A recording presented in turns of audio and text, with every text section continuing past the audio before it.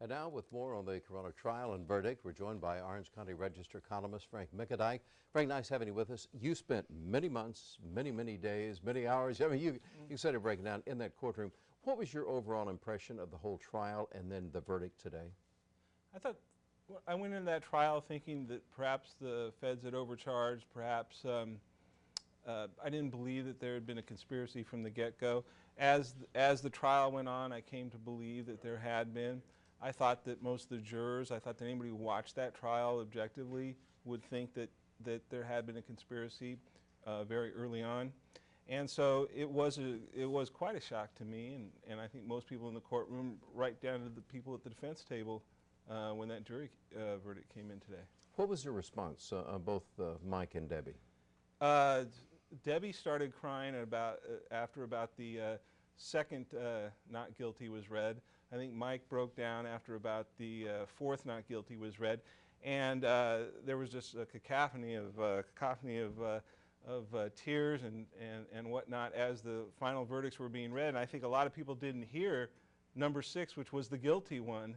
And that's kind of the overall theme here that I'm hearing from the defense side tonight or this afternoon, is that they feel vindicated and that they got a victory, and I don't know that I would see it that way. How do you see it? I think that if you really talk to the jurors, which I have, most of them felt that it was a technicality that kept them from finding that he had committed certain overt acts within the period of time that the federal government required them to find that he had committed them, and that they feel that he was guilty of these things. And in the end, you know, as there are with so many crimes of crooked politicians, it's the cover-up that gets you. And in this case, it was his attempt to cover up the earlier misdeeds that got him convicted finally of this. So if the jurors are saying it was actually, as you said, a technicality, the statute of limitations was actually up as far as they were concerned? On some of the counts, I should say, on some of the overt acts charges, it's a very technical kind of thing. The juror didn't use the word, or jurors did not use the word technicality, but that's what we're talking about here, that of the 64 overt acts that were alleged in the conspiracy, the jurors were only allowed to consider, for purposes of this particular verdict, the final 8 acts charged. And they had evidentiary problems with some of those 8 acts, and they told me if it had been some of those earlier acts, there wouldn't have been a problem. Or if George Jaramillo had taken the stand, it might not have been a problem. One juror said told me she refused to accept the thanks of Mike Carona when he thanked her for the verdict, saying, "You shouldn't thank me, you were guilty."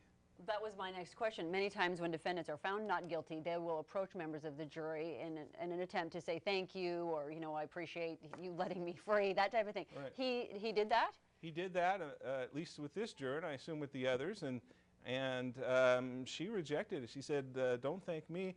He says, "Well, what can I do to make this right to the citizens of Orange County?" She says, "You can't. You know, you were guilty. You were lucky. You have a good wife, you have good lawyers, and you got off. But you know, I think you're guilty." We've been talking of appeal already on the one count, but I'm sure there will be. What do you see happening?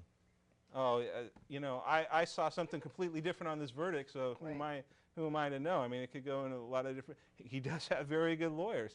There are motions already that have already been filed on appealing whether or not that tape should be admissible in evidence, and those are matters of not whether or not he said what he said and what he meant by it, but matters of law as to whether that tape should rightly be introduced as evidence, as it was.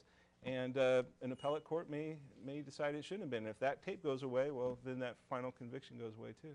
Frank, thank you very much. And again, don't miss his column tomorrow as Orange County Register, usually Monday through Friday, but got a Saturday edition. Special Saturday edition. It's powerful. Yeah. Thanks very much. Thanks, Frank. Thank you.